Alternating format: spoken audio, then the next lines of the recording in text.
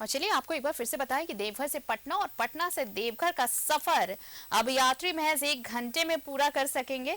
हमारे साथ सहयोगी दीप नारायण जुड़ रहे हैं, सीधे उनका रुख करते हैं। दीप, ये बहुत बड़ी सौगात है झारखंड वासियों के लिए ही नहीं, देखिए बिहार के लिए भी। बिहार झारखंड दोनों वहां से देवघर आने वाले श्रद्धालुओं की तादाद बहुत ज्यादा है। बाबा नगरी रोज पहुंचते हैं और सबसे ज्यादा सावन में जब बाबा के दर्शन के लिए लोग पहुंचते हैं उस वक्त भी काफी भीड़ होती है। लेकिन अब ये जो हवाई सेवा शुरू हो रही है, सिर्फ 1 घंटे की दूरी तय करनी होगी और 1 घंटे में आप पटना से बाबा नगरी पहुंचेंगे और बाबा नगरी से आप पटना भी पहुंच सकेंगे। और इसकी शुरुआत आज से, बहुत बड़ी सौगात।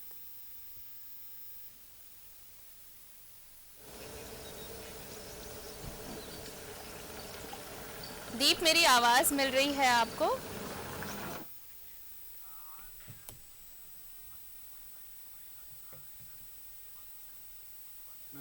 देवघर से पटना की हवाई यात्रा या सेवा जो है वो शुरू होने वाली है और कई मायने में यह काफ़ी उम्मीद भरा उड़ान होगा, क्योंकि देखिए अब तक देवघर से कोलकाता और देवघर से दिल्ली की फ़्लाइटें यहाँ से रवाना होती थी, लेकिन अब 2 नई फ़्लाइटें देवघर एयरपोर्ट को मिलने जा रही है और ये होगी आज से शुरू होने वाली देवघर से पटना के लिए, और कल 27 मार्च को देवघर से रांची के लिए भी फ्लाइट की शुरुआत की जाएगी। सबसे पहले हम जहां खड़े हैं वो है देवघर एयरपोर्ट। आप देखिए जिस आशा और उम्मीद के साथ इस देवघर एयरपोर्ट का निर्माण कराया गया था, अब धीरे धीरे वो पूर्ण होता दिखाई दे रहा है।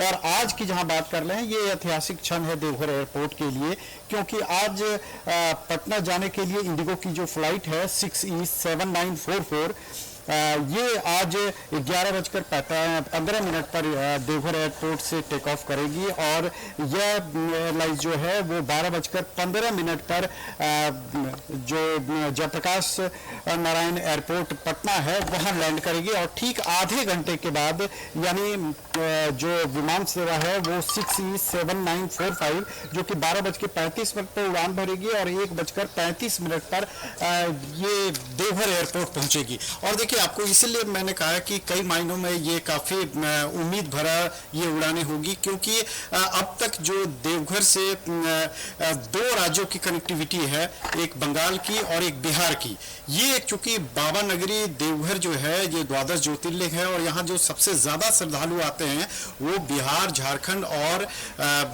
यूपी के अलावा बंगाल के होते हैं। तो बंगाल से ये कनेक्टिविटी हो चुकी है, दिल्ली से कनेक्टिविटी हो चुकी है, और जहां तक सांसद निशिकांत दुबे का कहना है कि देवघर से लेकर आपको मंगलुरु, मुंबई और गुवाहाटी के लिए जल्द ही शेड्यूल मिल जाएगा और यहां से भी फ्लाइटें उड़ान भरेगी। तो कुल मिलाकर आज जो है वो उसकी पहली कड़ी है कि देवघर से पटना के लिए आज 11:45 पर पहली फ्लाइट रवाना होगी।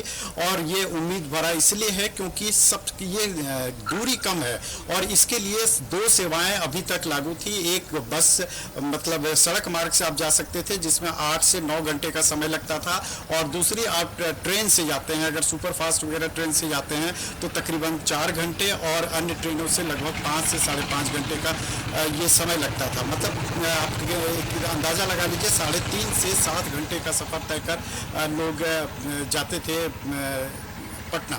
लेकिन अब ये दूरी महज 1 घंटे की रह गई है। अब 1 घंटे में यात्री जो है देवघर से पटना पहुंच सकते हैं आराम से।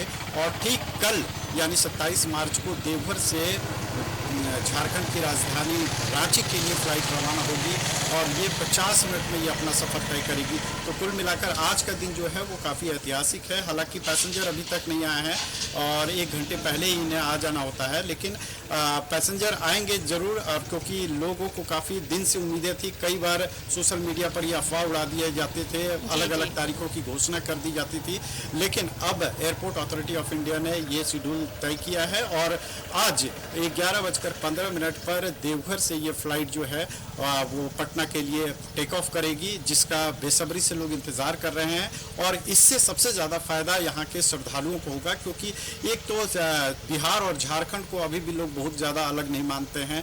एक परिवार के दो हिस्से हैं जो कि यहाँ पर रिलेटिव हैं, उसके व्यवसाय चलता है। जी, तो जी। देवघर और पटना की दूरी 1 घंटे के हो जाने का मतलब है कि लोगों के बीच की दूरियां जो है वो काफी कम होगी और दो राजधानी से देवघर जुड़ने वाला है। देवघर खुद ही एक सांस्कृतिक राजधानी है झारखंड की, और अब ये सांस्कृतिक राजधानी देवघर जो है वो बिहार की राजधानी और झारखंड की राजधानी से इन 2 दिनों में जुड़ जाएगा, जिससे कि अब ये कहा जा सकता है, जो हमेशा कहा जाता रहा है कि संथाल परगना का जो सबसे विकसित शहर है वो देवघर ही है। और देवघर में एयरपोर्ट आने के बाद अब इसकी कनेक्टिविटी बंगाल, दिल्ली और बिहार, झारखंड के अलावा अन्य सिटी से हो गया है। तो ऐसे में अब ये कहा जा सकता है कि अब देश की दूरियां जो है वो बाबा नगरी से काफ़ी कम हो गई है, और इससे न सिर्फ पर्यटन को बढ़ावा मिलेगा बल्कि व्यवसाय को भी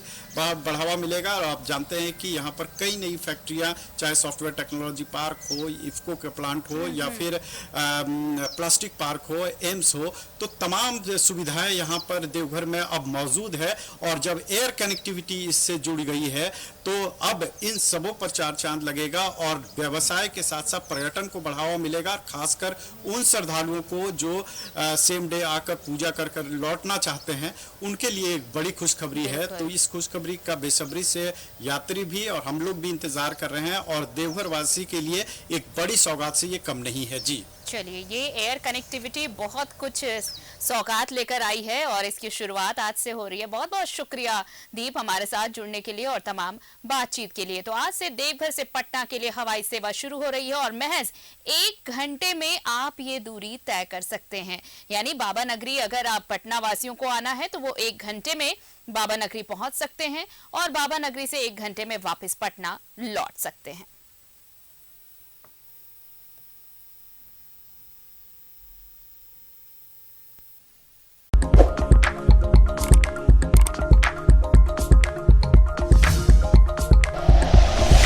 like and share videos, subscribe करें हमारा चैनल और प्रेस करें बेल आइकॉन। न्यूज़ 11 भारत, सच है तो दिखेगा।